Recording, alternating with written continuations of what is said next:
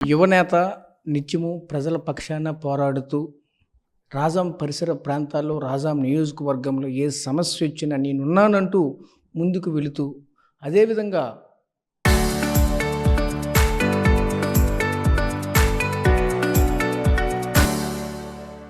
ఈరోజు పాలకపక్ష నేతల్లో ఒక విధంగా గుబులు పుట్టిస్తున్నారనే చెప్పొచ్చు. ఏ సమస్య వచ్చినా వెంటనే రోడ్డుపైకొచ్చి ఈ సమస్య ఉంది, ఖచ్చితంగా దీన్ని మీరు చేసి తీరాలంటూ కూడా ప్రజల్లో, అలాగే మరోవైపు పాలకపక్ష నేతల్లో అవేర్‌నెస్ తీసుకొని వస్తూ ముందుకు వెళ్తున్నటువంటి రాజాం కాన్స్టిట్యుయెన్సీకి సంబంధించిన వైసీపీ ఇన్ఛార్జిగా వ్యవహరిస్తున్నటువంటి తల్లి రాజేష్ గారు మనతో పాటు ఉన్నారు. ఆయనతో మాట్లాడి మరిన్ని వివరాలు తెలుసుకునే ప్రయత్నం చేద్దాం. సార్ నమస్తే సార్. నమస్తే. సార్ చెప్పండి, ముఖ్యంగా చూసుకుంటే ఈరోజు కూటమి ప్రభుత్వం ఏర్పాటయ్యి 2 సంవత్సరాలు పూర్తయింది. చెప్తూ ఉన్నది మేము ఎన్నో అభివృద్ధి కార్యక్రమాలు చేసాము, గతంలో ఏమీ చేయలేదని చెప్తూ ఉన్నారు. ముఖ్యంగా చూసుకుంటే గత 5 సంవత్సరాలనే పదం ఇప్పటికీ కూడా విడిచిపెట్టకుండా చెప్పుకొస్తున్న నేపథ్యం కనిపిస్తూ ఉండేది. అంతగా వెనక్కి వెళ్ళిందంటారా రాష్ట్రం? ఈరోజు మన రాష్ట్రంలో పరిపాలన అధోగతి పాలు అయింది అని చెప్పడానికి ఎటువంటి సందేహం నాకు లేదు. ఎందుకంటే మొట్టమొదటగా మనం చెప్పుకోవాల్సింది ఎన్నికల హామీలు. ఏదైతే సూపర్ 6 పేరుతో హామీలనిచ్చి ఆ హామీలు నెరవేర్చడంలో ఈ కూటమి ప్రభుత్వం ఘోరంగా విఫలమైన సంగతి అందరికీ తెలిసిందే. కాకపోతే ఏదైతే హామీలు ఇచ్చి అవి నెరవేర్చలేక ఇబ్బందులు పడుతూ డైవర్షన్ పాలిటిక్స్ అనే కొత్త రాజకీయ ఒరవడికి నాంది పలికింది కూడా ఈ కూటమి ప్రభుత్వమే. మొదట లడ్డూతో మొదలుపెట్టారు. ఆ వెంకన్న స్వామి లడ్డూ విషయంలో కూడాను యానిమల్ ఫ్యాట్ కలిసిందని చెప్పి అనవసరమైన అబద్ధపు మాటలు చెప్పడం, మళ్ళీ సుప్రీంకోర్టులో ముట్టికాయలు వేయడం, ఇవన్నీ కూడాను మనకి తెలిసిందే. ఆ తర్వాత ఒకటిగా అలా డైవర్షన్ పాలిటిక్స్ చేస్తూ కూటమి ప్రభుత్వం నవ్వుల పాలైందని కూడా నేను చెప్తాను. ఇకపోతే ప్రజల విషయంకి వచ్చేసరికి ముఖ్యంగా రైతులు ఎన్ని కష్టాలు పడ్డారనేది మనందరికీ తెలిసిందే. మా వైఎస్ఆర్ కాంగ్రెస్ పార్టీ అధికారంలో ఉండేటప్పుడు రైతు భరోసా కేంద్రాలు పెట్టి కొనుగోలు రేటును నిర్ణయించడంలో కానీ, రైతులకు నాణ్యమైన విత్తనాలు ఇవ్వడంలో కానీ, నెక్స్ట్ రైతులకు ఏదైతే ఇన్పుట్ సబ్సిడీ కానీ, ఇన్సూరెన్స్ కానీ, ఇలాంటివన్నీ కూడా ఇచ్చిన ఘనత జగన్మోహన్ రెడ్డి గారిది. ఇప్పుడు చూస్తే ఈ 2 సంవత్సరాల కాలంలో రైతులు ఎన్నో ఇబ్బందులు పడ్డారు. చివరికి విత్తనాలు, ఎరువులుకి రోడ్లు ఎక్కాల్సిన పరిస్థితి వచ్చింది రైతులకి. ఇంకా విద్యుత్ ఛార్జీలు కూడాను విపరీతంగా పెంచడం, ఇవన్నీ కూడాను రైతు నడ్డి విరిచినట్టే అయింది. ఇకపోతే ఈ మధ్య కాలంలో మనం గమనిస్తే వంట గ్యాస్ కొనాలి అని అంటే పెద్ద పెద్ద లైన్లో నిలబడాలి, ఎన్నో రోజులు వెయిట్ చేయాలి. అది దాంతో పాటుగా బ్లాక్లో కొనాల్సిన ఆవశ్యకత వచ్చింది. ఒక్కొక్క సిలిండర్ మీద 300 నుండి 500 రూపాయలు ఇచ్చి ఒక సామాన్యుడు గ్యాస్ కొనుక్కోవాల్సిన దుస్థితి ఈ రాష్ట్రంలో తీసుకొచ్చారు. ఇంకా ఈరోజు చూస్తే పెట్రోల్ కానీ, డీజిల్ కానీ నిత్యావసరం మనం డే ఇన్ డే అవుట్ వాహనాలకు కానీ, లేకపోతే అక్కడ పంప్ సెట్లకు కానీ, లేకపోతే జనరేటర్లకు కానీ, వీటికి కూడాను ఈరోజు డీజిల్, పెట్రోలు కొరత. ఒక పక్క అభివృద్ధి చేస్తున్నామని చెప్తున్నారు, అభివృద్ధి ఏం చేశారని ప్రశ్నిస్తున్నాను. ముఖ్యంగా ఈరోజు చూస్తే మన ఉమ్మడి శ్రీకాకుళం, విజయనగరం జిల్లాల్లో మీరు చేసిన ఏదైనా సరే ఒక్క మంచి కార్యక్రమం కానీ, ఒక తెచ్చిన ప్రాజెక్ట్ కానీ, లేకపోతే మీరు ఏమన్నా కొత్తగా తీసుకొచ్చిన ఇండస్ట్రీ కానీ ఏమైనా ఉన్నాయని నేను సూటిగా మీకు ప్రశ్నిస్తున్నాను. ఇదనే కాదు, రాష్ట్రంలో కూడా మీరు ఏంటంటే ఈ కూటమి అంతా కూడా తిమ్మిని బమ్మి చేసి చూపించడం తప్ప ఇక్కడ చేసింది ఏమీ లేదు. ఒక పక్క రాష్ట్రంలో అప్పులు సంగతి చూస్తే వైఎస్ఆర్ కాంగ్రెస్ పార్టీ అధికారంలో ఉండేటప్పుడు 5 సంవత్సరాల్లో 3,30,000 కోట్ల అప్పు చేసింది. ఈ కూటమి ప్రభుత్వం 2 సంవత్సరాల్లోనే 3,60,000 కోట్ల అప్పుని ఈరోజు తీసుకురావడం జరిగింది. ఇదంతా చూస్తుంటే ఈ డబ్బంతా ఏమవుతుంది? ఒక పక్క మీరు సంక్షేమానికి ఇవ్వడం లేదు, ఒక పక్క రైతులకు కానీ, లేకపోతే అభివృద్ధిలో కానీ ఎక్కడా కూడాను మీ మార్క్ అనేది ఇక్కడ కనిపించడం లేదు. మరి ఈ డబ్బంతా ఏమవుతుంది? నాకు తెలిసినంత వరకు ఎక్కువగా టీడీపీ నేతల జోబుల్లోకి, వారికి సంబంధించిన మనుషులకి ఇవ్వడంలోనూ, నెక్స్ట్ ముఖ్యంగా ఇంకొకటి నాకు గుర్తొచ్చింది. ఈరోజు చూస్తే విశాఖపట్నం లాంటి పెద్ద మేజర్ సిటీస్లో ఎకరం భూమి రూపాయికి ఇవ్వడం అనేది చాలా హాస్యాస్పదం. దీని మీద మీరు అందరూ మీ ఇలాంటి విలేకరులు అందరూ ప్రశ్నిస్తే అవసరమైతే ఆ రూపాయి కూడా లేకుండా ఫ్రీగా ఇస్తానని లోకేష్ గారు చెప్పడం మరింత హాస్యాస్పదం. ఇలా ఎక్కడ పడితే అక్కడ మీరు ఇలా రాష్ట్రాన్ని అప్పుల్లోకి నెడుతూ సంపద సృష్టిస్తాను అనుకోని మీరు ఒక స్టేట్మెంట్లు ఇవ్వడం ఇవన్నీ చూస్తుంటే చాలా గందరగోళమైన పరిస్థితుల్లో రాష్ట్రం ఉందనే చెప్పాలి. ఇంకా ఈరోజు ఒకసారి మనం గతంకి ఒకసారి వెళ్తే కరోనా అంటే మన ప్రపంచాన్నే కుదిపేసిన ఒక మహమ్మారి. ఈ మహమ్మారి వచ్చినప్పుడు చాలామంది చనిపోయారు, ఎన్నో ఇబ్బందులు పడ్డారు. కానీ ఆంధ్రప్రదేశ్లో ఎలా ఉంది అప్పటి అడ్మినిస్ట్రేషన్ అనేది ఒకసారి గుర్తు తెచ్చుకోవాలి. మరణాల సంఖ్య చాలా తక్కువగా ఉంది. వాలంటీర్ వ్యవస్థతో జగన్మోహన్ రెడ్డి గారు ముందు చూపుతో చేసిన ప్రయత్నాలన్నీ కూడా ఫలించి ఆంధ్రప్రదేశ్లో ఖచ్చితంగా నేను చెప్పగలను, గణాంకాలతో సహా చెప్పగలను, రాష్ట్రంలో కరోనా తీవ్రత చాలా సమర్థవంతంగా ఎదుర్కొన్నామనే చెప్పాలి. అలానే మరణాల రేటుని తగ్గించడంలో కూడాను జగన్మోహన్ రెడ్డి గారి ముందు చూపు ఎంతో మనకు పనికొచ్చింది. అలాంటిది ఈరోజు చూసుకుంటే దేశాన్ని ప్రపంచాన్ని కుదిపేసినటువంటి కరోనాలో మేము ఎదుర్కోగలిగితే కేవలం విత్తనాలు అందించడంలోనూ, నెక్స్ట్ ఈ గ్యాస్ సిలిండర్ అందించడంలోనూ, ఈరోజు యూరియా అందించడంలో కానీ, లేకపోతే పెట్రోల్ డీజిల్ అందించడంలో కానీ ఇంత ఇబ్బందులు పడుతూ ఏమనాలి, ఇంతగా వీళ్ళు చేయలేకపోయారని, ఇంత సంక్షోభానికి కారణం అయ్యారు అని అంటే దానికి ఎవరు బాధ్యత వహించాలి? ఒక పక్క మంత్రులేమో ఇదేమీ పట్టనట్టుగా విదేశాల్లో వెళ్తూ ప్రజల డబ్బును దుర్వినియోగం చేస్తున్నారు. ఇక లోకేష్ గారు కానీ, పవన్ కళ్యాణ్ గారు కానీ, చంద్రబాబు నాయుడు గారు కానీ వాళ్ళ హెలికాప్టర్లో కొన్ని 100 కోట్లు ఇప్పటికీ ప్రజాధనం దుర్వినియోగం అయింది. ఇక చూస్తే ఇక్కడ మీరు హామీలు ఇవ్వడం లేదు, అభివృద్ధి చూపించడం లేదు, అలానే ప్రజలకి అందాల్సిన నిత్యావసర సరుకులు కూడా మీరు ఇవ్వలేని దుస్థితిలో ఈరోజు ఈ కూటమి ప్రభుత్వం ఉందనే చెప్పాలి. దీనికి కారణం కేవలం ముందు చూపు లేకపోవడం, రెండవది మీ యొక్క తెలివితేటలని కానీ అన్నీ కూడాను వైఎస్ఆర్ కాంగ్రెస్ పార్టీ కార్యకర్తల మీదో, సోషల్ మీడియా యాక్టివిస్టుల మీదో, వాళ్ళ మీద బలవంతపు కేసులు పెట్టడంలోనే మీరు సఫలీకృతం అవుతున్నారు తప్ప మీరు ఈ అభివృద్ధిని పూర్తిగా విస్మరించారనే నేను చెప్తాను. అంటే ముఖ్యంగా చూడొచ్చు, ఒకటే చెప్తుంది, కూటమి ప్రభుత్వంలో ఉన్న ప్రతి నాయకులు కూడా ఒకటే చెప్తున్నారు, గత 5 సంవత్సరాలు ఎటువంటి అభివృద్ధి చెందలేదు, ఈ 2 సంవత్సరాలు మీరు అభివృద్ధి చేస్తున్నామంటారు. ఎగ్జాంపుల్ చూసుకుంటే ప్రతి గ్రామంలో ఉన్నటువంటి ఇంటింటి కొలాయిలు కావచ్చు, అలాగే ఉన్నటువంటి ఊరికి సంబంధించిన రోడ్లు కావచ్చు, అన్నీ కూడా మేము వచ్చిన తర్వాత వేస్తున్నామని చెప్తూ ఉన్నారు. అది ఎంతవరకు వాస్తవం అంటారు? ఒకసారి మనం చూస్తే అంటే ఏ పార్టీ వాళ్ళు ఆ పార్టీకి తగ్గట్టుగా మాట్లాడతారు. కానీ కొన్ని దేశానికి దిశ నిర్దేశించే కొన్ని గణాంకాలు ఉంటాయి. జిఎస్టీయే తీసుకోండి. జిఎస్టీ అనేది దేశంలోనే మొట్టమొదటి స్థానంలో ఆంధ్రప్రదేశ్ ఉంది. కావాలంటే మీరు ఒకసారి రికార్డ్స్ వెరిఫై చేసుకోండి. ఇప్పుడు జిఎస్టీ మన రాష్ట్రం 17వ 18వ స్థానానికి పడిపోయింది. పెర్ క్యాపిటల్ ఇన్కమ్ కూడాను అప్పుడున్న దాంతో పోలిస్తే ఇప్పుడు చాలా తగ్గిపోయింది.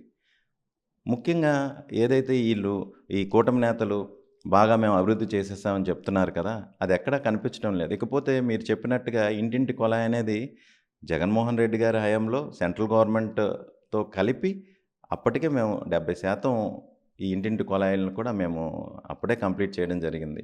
ఇప్పుడు కొత్త పిఎంజేజేవై పథకం కింద. ఈరోజు చూసుకుంటే వాళ్ళు చేసిన కొత్తగా సెంట్రల్ గవర్నమెంట్తో పాటు అలయన్స్ ఉంటూ కూడా రాష్ట్రాన్ని అభివృద్ధి చేసుకోలేని దుస్థితిలో ఈరోజు కూటమి ప్రభుత్వం ఉందనే చెప్పాలి. ఇకపోతే రోడ్లు చూసుకుంటే ఎక్కడో ఉదాహరణకి రాజాం మెయిన్ రోడ్డే తీసుకుందాం. రాజాం మెయిన్ రోడ్డుకి ఈ 3 టోకెన్లు రిలీజ్ అయ్యి ఆ పని పూర్తి అవ్వడం జరిగింది. ఈ 3 టోకెన్లు కూడాను మా వైఎస్ఆర్ ప్రభుత్వం హయాంలోనే ఆ టోకెన్ రైజ్ చేయడం కానీ జరిగింది. దురదృష్టవశాత్తు అవన్నీ కూడా ఎన్నికల తర్వాత ఎవరైతే కాంట్రాక్టర్ ఉన్నారో ఆయనకి ఆ ధనం ఎన్నికల తర్వాత రావడం వలన ఎన్నికల తర్వాత ఆ రోడ్లని కంప్లీట్ చేయడం జరిగింది. కూటమి ఈరోజు రాజాం రోడ్ల విషయంలో కానీ, రాష్ట్రం రోడ్ల విషయంలో కానీ చేసింది ఏమీ లేదు. ఎక్కడో చిన్న చిన్న గ్రామాల్లో అరాకొరా రోడ్లు వేసి ఈరోజు మొత్తం అభివృద్ధి చేశామని వాళ్ళు క్రెడిట్ చోరీ చేయాలని ప్రయత్నం చేస్తున్నారు. అంటే గతంలో చేసినటువంటి పర్మిషన్స్ అన్నీ మీవే ఉన్నాయని చెప్తూ ఉన్నారు. మరి ఇప్పుడు చూస్తూ ఉంటే ప్రతి రోడ్డు మేమే వేసామని చెప్తూ ఉన్నారు. వాళ్ళు కూడా ఒకటే అంటున్నారు. అల్టిమేట్ ప్రజలకు ఏమందిస్తున్నాం అది మనం చూసుకుంటాం తప్ప కానీ ఎవరు పర్మిషన్ ఇచ్చారా లేదని అది అనవసరం అంటున్నారు. దాన్ని మీరు ఏం చెప్తారు? రోడ్ల విషయం వచ్చేసరికి కొన్ని రోడ్లు మేము మొదలుపెట్టి పూర్తి చేయలేదనేది మేము వాస్తవం, అది అంగీకరిస్తాం. కానీ అది ఎక్కడో కొన్ని ఊర్లలోనే అది జరిగింది. ఈరోజు ఒక్కసారి మీరు వెళ్ళి చూస్తే ఆ రోడ్లు వేయడానికి వచ్చిన ఫండింగ్ ఏదైతే ఉందో అది పాత ప్రభుత్వం యొక్క ఫండింగ్ నుండే ఈరోజు రిలీజ్ అయింది. అప్పుడు మనం రేస్ చేసిన టోకెన్లే ఇప్పుడు వాళ్ళని ఎన్కాష్ చేసుకొని రోడ్లు వేయడం అనేది జరుగుతుంది. అంటే ఈ బ్రిడ్జీలు ఉన్నాయి. ఇప్పుడు ఉదాహరణ చూసుకుంటే రాజం కాన్స్టిట్యున్సీ సంబంధించినటువంటి అసలు ఆంధ్రప్రదేశ్ కాన్స్టిట్యున్సీని రెండింటిని కలుపుతూ బలసల బ్రిడ్జి ఉంది. ఆ బ్రిడ్జి కూడా గత ప్రభుత్వంలోనే శాంక్షన్ అయ్యి అక్కడే పిల్లర్లు వేసి ఉన్నాయి. ఇప్పటి వరకు కూడా పని ప్రారంభం కాకుండా తాత్కాలికంగా ఆపివేయబడి ఈ మధ్య కాలంలోనే మళ్ళీ ప్రారంభించబడుతుంది. దీన్ని అంతా ఎలా చూడాలి? అంటే ఇప్పుడు మీరు అన్నట్టు ఈ యొక్క బ్రిడ్జే కాదు, ఒకసారి చూసుకుంటే కిమ్మి దగ్గర ఒక బ్రిడ్జ్ ఉంది. అది రాజశేఖర్ రెడ్డి గారు ఫౌండేషన్ స్టోన్ వేసిన బ్రిడ్జ్. దానివలన వంగర గ్రామానికి ఎంతో మేలు జరిగింది. వంగర గ్రామం నుండి పార్వతీపురం వెళ్ళాలన్నా సరే ఆ బ్రిడ్జ్ దాన్ని చాలా ఉపయోగకరమైన పని. ఇది మైల్ స్టోన్ వేసిన తర్వాత ఎవరు పట్టించుకునే నాదుడు లేకపోయారు. కానీ మళ్ళీ జగన్మోహన్ రెడ్డి గారు వచ్చిన తర్వాత ఆ వంతెనను పూర్తి చేయడం జరిగింది. రాజాం నియోజకవర్గంలో ఇది ఒక చారిత్రాత్మక ఘట్టంగా చెప్పాలి. ఇకపోతే బల్సల్ రేవు గురించి కూడాను అన్ని పర్మిషన్స్ తీసుకున్నది వైఎస్ఆర్ ప్రభుత్వమే. కాకపోతే దాన్ని ఈ రోజు వరకు కూడా పట్టించుకోలేని దుస్థితిలో ఉన్నది ఈ కూటమి ప్రభుత్వం. నిజంగా ఏమన్నా చేయాలి అని అనుకుంటే ఈ పాటికే బల్సల్ రేవు పూర్తి చేయడమో లేకపోతే పనులను వేగవంతం చేయడమో చేయొచ్చు కదా. ఇప్పటి వరకు ఎందుకు దాన్ని వదిలేశారు అని నేను మీ ద్వారా ఇప్పుడున్న కూటమి నేతలకు ప్రశ్నిస్తున్నాను. అదేవిధంగా నాడు నేడు సంబంధించినటువంటి స్కూల్స్ ఉన్నాయి. ఇప్పుడు చూస్తే కొన్ని స్కూల్స్ మధ్యలోనే ఆగిపోయినటువంటి పరిస్థితి కనిపిస్తూ ఉన్నది. ఇప్పుడు దాని పరిస్థితి ఏమంటారు? చూస్తే ఇప్పుడు కూడా స్కూల్స్ డ్రాప్ అవుట్స్ కూడా ఎక్కువగా పెరుగుతూ ఉన్నాయి. దీన్ని ఏ విధంగా చూడాలి? నాడు నేడు అనే కార్యక్రమం అనేది జగన్మోహన్ రెడ్డి గారు ప్రతిష్టాత్మకంగా తీసుకున్నారు. ఏదైతే స్కూల్స్ ఉన్నాయో, ఆసుపత్రులు ఉన్నాయో వాటిని చిత్తశుద్ధితో జగన్మోహన్ రెడ్డి గారు డెవలప్ చేశారు. ఇది వాస్తవం, అందరూ అంగీకరించాల్సిందే. నేను ఒక గవర్నమెంట్ స్కూల్లో చదువుకున్న ఒక విద్యార్థిని. నేను ఎన్నికల సమయంలో కానీ తర్వాత కానీ చాలా గవర్నమెంట్ స్కూల్స్ చూస్తే అవి గవర్నమెంట్ స్కూల్సా ప్రైవేట్ స్కూల్సా అన్న ఆశ్చర్యం వేసింది. అక్కడ ఏదైతే ప్రైవేట్ స్కూల్కి ధీటుగా గవర్నమెంట్ స్కూల్స్ ఉన్నాయి. చూస్తే ఇండివిజువల్గా అమ్మాయిలకు కానీ అబ్బాయిలకు కానీ టాయిలెట్స్ కానీ వాటర్ సప్లై కానీ బెంచెస్ కానీ అక్కడున్న బోర్డ్స్, డిజిటల్ బోర్డ్స్ ఇవన్నీ కూడాను ఒక ఆలోచనతో భవిష్యత్తు కోసం ఆలోచించి జగన్మోహన్ రెడ్డి గారు చేశారు. రాజకీయంగా ఇప్పుడు మనం తీసుకుంటే పిల్లలేమి ఓట్లేమి వేశారు. పిల్లలకి పెట్టే డబ్బు ఇంకో దగ్గర ఎక్కడైనా పెట్టుండుంటే మేబీ కార్యకర్తలో, నాయకులో లేకపోతే ఎవరో ఒకరు లాభపడేవారు. కానీ జగన్మోహన్ రెడ్డి గారు అలా ఆలోచించలేదు. పిల్లలకి ఇంగ్లీష్ మీడియం స్కూల్స్ తేవడంలో కానీ, వాళ్ళకి సిబిఎస్ఈ సిలబస్ కానీ, లేకపోతే వాళ్ళకి ఇచ్చిన నాణ్యమైన బట్టలు కానీ, లేకపోతే వాళ్ళ చదువులు కానీ ఇవన్నీ కూడాను టోఫెల్, ట్యాబ్స్ ఇవన్నీ చెప్పుకుంటూ పోతే ఈ సంస్కరణలు ఇప్పటిదాకా మన భారతదేశంలోనే ఎవరు తెచ్చి ఉండరు. అలాంటిది జగన్మోహన్ రెడ్డి గారు చేస్తే ఇప్పుడు చంద్రబాబు నాయుడు గారు కానీ లేకపోతే ఎవరు లోకేష్ గారు కానీ విద్యాశాఖ మంత్రిగా ఉండి వీరు వెళ్ళి ఆ స్కూల్స్లో వీళ్ళే ఏదో డెవలప్ చేసేసినట్టుగా ఆ యొక్క నాడు నేడుని తుడిపేసి వాడి మీద బట్టలు కప్పేసి ఆ పిల్లలతో ఏదో మాట్లాడి వాళ్ళని ఏదో వీళ్ళే ఉద్ధరించినట్టుగా మాట్లాడుతుండడం చాలా హాస్యాస్పదంగా ఉంది. నిజంగా మీకు చిత్తశుద్ధి ఉంటే ఒకసారి అసలు ఇంతకుముందు ఏదైతే సంస్కరణలు తెచ్చారో దానికి నెక్స్ట్ లెవెల్ సంస్కరణలు మీరు తీసుకురావాలి. కానీ మీరు వచ్చి చేసింది ఏంటి? మొట్టమొదటిగా ఇంగ్లీష్ మీడియం స్కూల్స్ని రద్దు చేసేశారు. పిల్లలకి ఏదైతే ఇస్తున్నారో ఆ నాణ్యమైన భోజనం కూడా ఈరోజు దక్కని పరిస్థితి. పేపర్లో ఈ మధ్య చూస్తున్నాం, తింటున్న భోజనంలో పురుగులు వస్తున్నాయని, లేకపోతే ఆ ఒక సాంబార్ ఏదైతే ఉంది అది కేవలం నీళ్ళలా ఉందని, ఇవన్నీ ఈనాడులో కూడా నేను చదివాను. ఇవన్నీ మీరు సంస్కరణలు నిజంగా చేయాలి అని అనుకుంటే వాటిలన్నిటిని కూడాను జగన్మోహన్ రెడ్డి గారు ఒక లెవెల్కి తీసుకొచ్చారు. నిజంగా మీకు చిత్తశుద్ధి ఉంటే నెక్స్ట్ లెవెల్కి మీరు తీసుకెళ్ళాలి. కానీ మీరు తీసుకొచ్చి ఇప్పుడు దాన్ని ప్రైవేట్ స్కూల్స్కి బెనిఫిట్ చేసేలాగా కొన్ని మీరు అనుకున్న వ్యక్తులకి ఎవరైతే ఉన్నారో మీ చుట్టూ ఉన్న వ్యక్తులకు విద్యా సంస్థలు ఉండడం, వాళ్ళు ఎక్కడ నష్టపోతారనే ఉద్దేశంతో మీరు ఈ గవర్నమెంట్ స్కూల్ పిల్లల్ని ఇబ్బంది పెట్టేలాగా ఈరోజు పరిస్థితులు ఉండడం వలన ఈ యొక్క డ్రాప్అవుట్స్ పెరిగాయి. రిజల్ట్స్లో కూడాను తక్కువ శాతం నమోదవుతుంది. పిల్లలకు కూడా ఈరోజు ఇంగ్లీష్ అనేది మరలా అందని ద్రాక్ష పండుగ మిగిలిందని చెప్పాలి. అంటే ఇప్పుడు చేస్తూ ఉంటే ఒకటి గుర్తొచ్చింది నాకు కూడా. అక్కడ మన్యం జిల్లాకు సంబంధించినటువంటి చూసుకుంటే అక్కడ ఆశ్రమ పాఠశాలలు అయితే ఎక్కువగా ఉన్నాయి. ఆశ్రమ పాఠశాలలు కూటమి ప్రభుత్వం వచ్చిన తర్వాత ఎక్కువగా పిల్లల మరణాలు రేట్ ఎక్కువగా పెరుగుతూ ఉంది. అసలు దీనికి కారణం ఏమంటారు? అక్కడ ఎటువంటి ఫుడ్ పొల్యూషన్ జరుగుతుందా, వాటర్ పొల్యూషన్ జరుగుతుందా? ఒక డాక్టర్గా మీరు ఏం చెప్తారు? ఎక్కువగా ఒక హాస్టల్స్లో కానీ, ముఖ్యంగా హాస్టల్స్లో పిల్లలకు నాణ్యమైన నీటిని కానీ, నాణ్యమైన ఆహారాన్ని కానీ ఇవ్వాల్సిన బాధ్యత ప్రభుత్వందే. మొన్నటికి మొన్న పార్వతీపురం అయితేనేమి, గుర్ల అయితేనేమి, శ్రీకాకుళంలో అయితేనేమి ఈ వాటర్ పొల్యూషన్ వలన, ఫుడ్ పాయిజన్ వలన చాలామంది చనిపోయిన పరిస్థితి ఈరోజు మనం చూసాం. మొదట జరిగినప్పుడే మీరు రాష్ట్రం మొత్తం మీద మేల్కొని మీ యొక్క ఈ ఏదైతే ఈ శానిటరీ ఇన్స్పెక్టర్స్ ఉన్నారో, లేకపోతే హెల్త్ రిలేటెడ్ వర్కర్స్ ఉన్నారో వాళ్ళందరినీ కూడాను అక్కడ మోహరించి అసలు కారణాలేంటి, ఎక్కడ ఈ ఫుడ్ వాటర్కి వస్తున్న లైన్లో ఏదైనా డ్రైనేజ్ వాటర్ కలుస్తుందా, లేకపోతే ఎక్కడ పొల్యూట్ అవుతుంది అనే దాని మీద మీరు లోతుగా అధ్యయనం చేసి అలాంటివి ఇంకెక్కడ జరగకుండా చూడాల్సిన బాధ్యత మీ మీద ఉండింది. కానీ దాన్ని అంతా పక్కన పెట్టేశారు. కేవలం కక్షపూరిత రాజకీయాలనే ఈరోజు కూటమి ప్రభుత్వం ప్రోత్సహిస్తుంది తప్ప ఎక్కడా కూడాను అభివృద్ధి కానీ, ఎక్కడా కూడాను ఫ్యూచర్ అంటే మన భవిష్యత్తు మన పిల్లలే.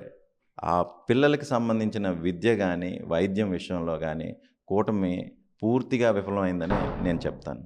అదేవిధంగా మరొకటి గుర్తొచ్చింది. ఏదైతే సూపర్ 6కి సంబంధించి చూసుకుంటే పెన్షన్ విషయానికి వచ్చేసరికి ఇంతవరకు కూడా కొత్త పెన్షన్ ఒకటి కూడా ఇవ్వలేని పరిస్థితి కనిపిస్తుంది. ఏదైతే విడో పెన్షన్ సంబంధించినవి కానీ, లేదా ఒక వృద్ధాప్య పెన్షన్ కానీ కొత్త పెన్షన్లు అయితే ఇవ్వలేదు. ఏదైతే వాళ్ళకి సంబంధించి పౌజ్ పెన్షన్లు ఏవైతే ఉన్నాయో ఆ భర్త చనిపోయిన తర్వాత భార్యకి ఇవ్వాల్సిన పౌజ్ పెన్షన్ మాత్రమే ఇస్తూ ఉన్నారు. కొత్త పెన్షన్లు రాక ఈరోజు రాష్ట్ర వ్యాప్తంగా లక్షలాది మంది ఇబ్బందులు ఎదుర్కొంటారు. దీన్ని ఎలా చూడాలి, ఏంటి?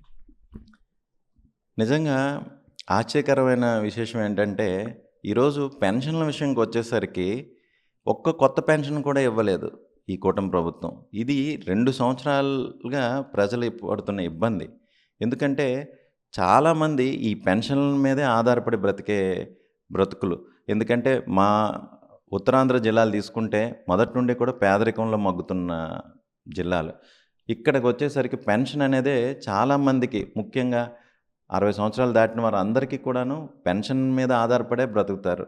ఎందుకంటే ఇక్కడ కూడా వలసలు ఎక్కువగా వెళ్ళిపోతారు. వాళ్ళ పిల్లలు ఎవరైతే ఉన్నారో చెన్నైకి కానీ, ఢిల్లీకి కానీ, లేకపోతే హైదరాబాద్కి కానీ వలస వెళ్ళిపోయే పరిస్థితి ఇక్కడ ఉంది. కేవలం తల్లిదండ్రులు కానీ ఎవరైతే ఉన్నారో వారందరూ కూడా ఈ పెన్షన్ ఆధారంగానే బతుకుతారు. అలాంటి వారికి 2 సంవత్సరాలుగా పెన్షన్ ఇవ్వకపోతే వారు ఎలా బ్రతుకుతారని మీరు అనుకున్నారు అని నేను మిమ్మల్ని ఈ యొక్క ఆర్టీవీ ద్వారా మిమ్మల్ని ప్రశ్నిస్తున్నాను. ఎందుకంటే ఈ పెన్షన్లు ఇవ్వలేదు మొదటిది. రెండవది, ఏదైతే వికలాంగులు ఉన్నారో వాళ్ళకి కూడా చాలామందికి పెన్షన్లు తీసేసే కార్యక్రమం మీరు పెట్టుకున్నారు. అలానే ఈ వితంతువులకు కూడా పెన్షన్లు ఇవ్వలేదు. ఎవరైతే స్పౌస్ పెన్షన్స్ ఉన్నాయో అది మాత్రమే ఇచ్చారు. ఆల్రెడీ ఎవరికైతే పెన్షన్స్ వస్తున్నాయో వాళ్ళకే కంటిన్యూ చేశారు తప్ప కొత్తగా మీరు వితంతువులకు కానీ, వృద్ధులకు కానీ, చివరికి మీరు సూపర్ 6లో చెప్పినట్టుగా 15 సంవత్సరాలు దాటిన అమ్మాయిలకు కానీ, లేకపోతే నిరుద్యోగులకు కానీ మీరు ఎవ్వరికి కూడా పెన్షన్స్ ఇవ్వలేదు. మరి ఎందుకు మీరు మైకుల దగ్గరకు వచ్చి మేము అది చేస్తాం, ఇది చేస్తాం అని మీ మేనిఫెస్టోలో పెట్టి మీరు ఎందుకు ప్రజల్ని మోసగించారు అని నేను అడుగుతున్నాను. నిరుద్యోగులకి ఏదైతే మీరు భృతి ఇస్తామని అన్నారో ఈరోజు ఉద్యోగాలు చూస్తే ఎక్కడా కూడా నోటిఫికేషన్స్ లేవు. కొత్త ఉద్యోగాలు తీసింది లేదు. నిరుద్యోగులు రోజు రోజుకి పెరిగిపోతూ ఉన్నారు. మరి ఇవన్నీ కూడా ఆలోచన చేసి కదా మీరు నిరుద్యోగ భృతి ఇస్తామని మీరు మీ మేనిఫెస్టోలో పెట్టాలి. ఇదేమీ ఆలోచించకుండా కేవలం ప్రజల్ని మోసం చేయాలనే ఒక మోసపూరితమైన ఒక మేనిఫెస్టోతో మీరు ముందుకొచ్చారు.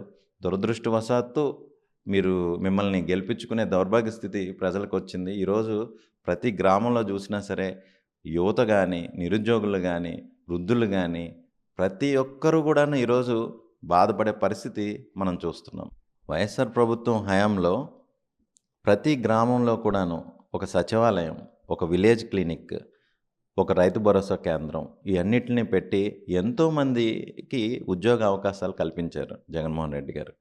ఈరోజు చూసుకుంటే ఆ సచివాలయాలు కానీ, లేకపోతే రైతు భరోసా కేంద్రాలు, వెల్నెస్ సెంటర్ ఇవన్నిటిని కూడా నిర్వీర్యం చేసే దిశగానే మీ అడుగులున్నాయి. మరి మీరు కొత్తగా కొన్ని టీచర్ పోస్టులు, కొన్ని కానిస్టేబుల్ పోస్టులు తప్ప మీరు కొత్తగా ఏ ఏ పోస్టులు తీశారో ఒకసారి ప్రజలకు చెప్పాల్సిన ఆవశ్యకత ఎంతైనా ఉంది. మరీ ముఖ్యంగా మీరు ప్రజలకు ఎన్నెన్నో హామీలు ఇచ్చారు. అలానే గ్రూప్ 1 కానీ, గ్రూప్ 2 కానీ ఎన్నిసార్లు మీరు ఈ పోస్టులు తీశారు? అసలు అభివృద్ధి గురించి మాట్లాడాల్సి వస్తే నేను ధైర్యంగా చెప్పగలను, అభివృద్ధి అంటే వైఎస్ఆర్ కాంగ్రెస్ పార్టీ చేసిందే. ఎందుకంటే ప్రతి గ్రామంలోనూ కూడాను వైఎస్ఆర్ కాంగ్రెస్ పార్టీ మార్క్ ఉంది. రైతు భరోసా కేంద్రాలు కానీ, వెల్నెస్ సెంటర్స్ కానీ, సచివాలయ వ్యవస్థ కానీ ఈరోజు మనం ప్రతి గ్రామంలో కూడా చూస్తున్నాం. మరి మీరు గ్రామ అభివృద్ధిలో మీరు చేసింది ఏంటి? మీరు గ్రామానికి కానీ, పట్టణాలకు కానీ ఏమైనా తీసుకొచ్చారా? ఇప్పుడు గూగుల్ డేటా సెంటర్తో సహా, భోగాపురం ఎయిర్పోర్ట్తో సహా, మూలపేట పోర్ట్తో సహా ఇవన్నీ కూడాను తీసుకొచ్చింది వైఎస్ఆర్ కాంగ్రెస్ ప్రభుత్వం. కేవలం మీరు అధికారంలో ఈరోజు ఉండడం వలన ఆ ప్రాజెక్టులన్నీ కంప్లీట్ అయిపోయే దశలో ఉండంగా ఈ ఎలక్షన్స్ రావడం, మీరు గెలవడం, మీకు ఈరోజు వాటిని ఓపెన్ చేసుకునే, ప్రారంభోత్సవం చేసుకునే ఒక అదృష్టం దక్కిందనే చెప్పాలి. అంతే తప్ప మీరు కొత్తగా తీసుకొచ్చిన ప్రాజెక్టులు కానీ, మీరు విదేశాలు వెళ్ళి ఇక్కడికి తీసుకొచ్చి వెలగబెట్టిన ప్రాజెక్టులు కానీ ఏమీ లేవు. ఒక ఒక మీరు చెప్పుకోదగ్గ ఒక్కటైనా సరే ఒక ప్రాజెక్ట్ కానీ, ఒక ప్రజలకు ఉపయోగపడే సంక్షేమ పథకం కానీ ఏమైనా ఉన్నాయా అని నేను సూటిగా ప్రశ్నిస్తున్నా. కొత్తగా ఇప్పుడు కూటమి అంటే గుర్తొచ్చే సంక్షేమ పథకం ఏమైనా ఒక్కటైనా ఉందా? కొత్తగా మీరు తీసుకొచ్చిన ప్రాజెక్టులు, మీరే తీసుకొచ్చిన ప్రాజెక్టులు అంటే మేము తీసుకొచ్చిన ప్రాజెక్టులు కాకుండా మీరు తీసుకొచ్చి చెప్పుకోదగ్గది ఏమైనా రాష్ట్రం మొత్తం మీద ఏమైనా ఉందా అని నేను ప్రశ్నిస్తున్నాను. ఒకటే చెప్తున్నారు, కూటమి ప్రభుత్వం వచ్చిన తర్వాత అభివృద్ధి దిశగా పరుగులు తీస్తుందంటారు. ఒకవైపు రాజధాని అమరావతి కూడా శరవేగంతో పనులు జరుగుతున్నాయని చెప్తూ ఉన్నారు. దీన్ని ఎలా చూడాలి? ఒకవైపు చూస్తే విశాఖలో కూడా పలు కంపెనీలు కూడా తీసుకొని వస్తున్నామంటూ కూడా చెప్తూ ఉన్నారు. అసలు ఏం జరుగుతుందంటారు? ఒకసారి అమరావతి గురించి మాట్లాడాల్సి వస్తే ఒక హాస్యాస్పదంగానే ఉంటుంది. మొన్నటి వరకు కూడా అమరావతి నీటిలోనే మునిగిపోయింది. ఇప్పుడిప్పుడు అమరావతి అంటూ మొదలుపెట్టారు. ఇది పూర్తి కావడానికి సుమారు 200 సంవత్సరాలు పడుతుందని కూడా ఎక్కడో నేను చదివాను. ఈ రకంగా మన అమరావతి ఎప్పుడు రావాలి, మనకి రాజధాని ఎప్పుడు ఉండాలి, అప్పటికి మన అందరం ఉంటామా, మన నెక్స్ట్ జనరేషన్ కాక ఆ నెక్స్ట్ జనరేషనే ఉంటుందా అనేది డౌట్. రెండవది, అమరావతి తప్ప వేరే ఊర్లేవి మీకు కనిపించడం లేదా? ఒకసారి గతం పోలిస్తే ఆంధ్ర రాష్ట్రం విడిపోయినప్పుడు కూడా మనం ఇబ్బంది పడింది దేనికి? మనం అంతా కూడా వనరులన్నీ తీసుకువెళ్ళి హైదరాబాద్లో పెట్టాము. ఈరోజు తెలంగాణ, ఆంధ్రప్రదేశ్ రెండుగా విడిపోయిన తర్వాత ఆంధ్రప్రదేశ్ ఎక్కువగా నష్టపోయింది కేవలం హైదరాబాద్ లేకపోవడం వల్లనే. అలాంటిది జగన్మోహన్ రెడ్డి గారు 3 రాజధానులని అన్నారు. ఆ రోజు మీరు 3 రాజధాని విషయంలో కూడాను తాత్సారం చేసి దాన్ని ఏదో తప్పుగా చూశారు. సరే, పోనీ మీరు అమరావతి అని అన్నారు. 2019లో కన్నా ముందు 2014 నుండి 19 వరకు మీరే అధికారంలో ఉన్నారు కదా. అమరావతిని మీరు ఎంత మేరకు అప్పుడు కంప్లీట్ చేయగలిగారు? 5 సంవత్సరాలు కనీసం పునాదులు కూడా వేయలేని పరిస్థితుల్లో మీరు అమరావతిని వదిలేశారు. ఇప్పుడు అధికారంలోకి వచ్చి అమరావతిని అది చేస్తాం, ఇది చేస్తాం అని చెప్పి డబ్బు అంతా తీసుకెళ్ళి అమరావతిలో పెడుతున్నారు. మరి రాష్ట్రంలో మిగిలిన ప్రాంతాలు ఏవి మీకు కనిపించట్లేదా? అమరావతి గురించి ఒక్క ముక్కలో చెప్పాలి అని అంటే అది ఒక భారీ స్కామ్. కూటమి నేతలు చేస్తున్న భారీ స్కామ్. ఈరోజు కూటమి నేతలు కానీ, వారికి సంబంధించిన కానీ, కొన్ని వర్గాలకు చెందిన ప్రజలు కానీ అమరావతిలో భూములు కొని ఆ భూములకి ఈరోజు ధరలు తెప్పించాలనే విషయంలోనే చంద్రబాబు నాయుడు గారు కానీ, లోకేష్ గారు కానీ ఈరోజు ప్రయత్నం చేస్తుంది ఏమిటంటే ఆ భూములకు ధరలు పెరగాలి, వీరు ఇన్వెస్ట్మెంట్ చేసిన డబ్బు రెట్టింపు కావాలి, కొన్ని రెట్లు పెరగాలి. ఇది బిజినెస్, ఇది అభివృద్ధి అని నేను ఎట్టి పరిస్థితుల్లోనూ నేను నమ్మను. ఇక్కడ ప్రజల ఆకాంక్షలన్నీ పక్కన పెట్టి, రాష్ట్ర ప్రజల యొక్క ఆలోచనల్ని పక్కన పెట్టి ఇక్కడ అమరావతి పేరుతో ఒక భూదందా చేస్తున్నారు కూటమి ప్రభుత్వం. Okay sir, thank you. So చూసాం కదా, ముఖ్యంగా చూసుకుంటే ఒకటే చెప్పుకోవాల్సిన నేపథ్యం అయితే కనిపిస్తూ ఉన్నది. ఏదైతే ఈరోజు రాష్ట్రంలో జరుగుతున్నటువంటి అభివృద్ధి అన్నీ కూడా గత ప్రభుత్వంలో ఉన్నటువంటి పర్మిషన్లు కానీ దానికి సంబంధించిన ప్రతిదీ కూడా గత ప్రభుత్వంలో తీసుకొని వచ్చినా ఇప్పుడు కంటిన్యూ చేస్తున్నారంటూ కూడా చెప్పుకొని వస్తున్న పరిస్థితి కనిపిస్తుంది. ముఖ్యంగా ప్రతి గ్రామంలో కూడా ఏ గ్రామానికి వెళ్ళి చూసినా సరే ఈరోజు కోట్ల రూపాయలు విలువ చేసినటువంటి ఎసిట్స్ అయితే ఈరోజు వైసీపీ అయితే ఆనాడు తీసుకుని వచ్చింది. ఈరోజు కూటమి నేతలు ఏం తీసుకుని వచ్చారంటూ కూడా ఘాటుగా ప్రశ్నిస్తున్న పరిస్థితి కనిపిస్తూ ఉన్నాయి. అదేవిధంగా ముఖ్యంగా చూసుకుంటే ఈరోజు రాష్ట్రంలో ఒక సంక్షోభం ఏర్పడుతున్న పరిస్థితులు అయితే కనిపిస్తూ ఉన్నాయి అంటున్నారు. ఎందుకంటే ఒకవైపు గ్యాస్ కావచ్చు, రైతులకు యూరియా కావచ్చు, అలాగే మరోవైపు పెట్రోల్కి సంబంధించి ఇవన్నిటిపైన కూడా కేవలంగా రాష్ట్ర ప్రభుత్వం కావాలని ఇవన్నీ కూడా ఇటువంటి కార్యక్రమాలు కూడా చేస్తుందంటూ కూడా చెప్పుకొస్తున్నారు. అదేవిధంగా ముఖ్యంగా మనం చూసుకుంటే అమరావతి విషయానికి వచ్చేసరికి మాత్రం ఇదంతా కూడా కూటమి నాయకులు చేస్తున్న భారీ స్కామ్ అంటూ కూడా దీన్ని వర్ణిస్తున్న పరిస్థితి కనిపిస్తూ ఉన్నాయి. కెమెరా పర్సన్ నాడితో రాజేష్, ఆర్టీవీ, రాజాం నుంచి విజయనగరం జిల్లా.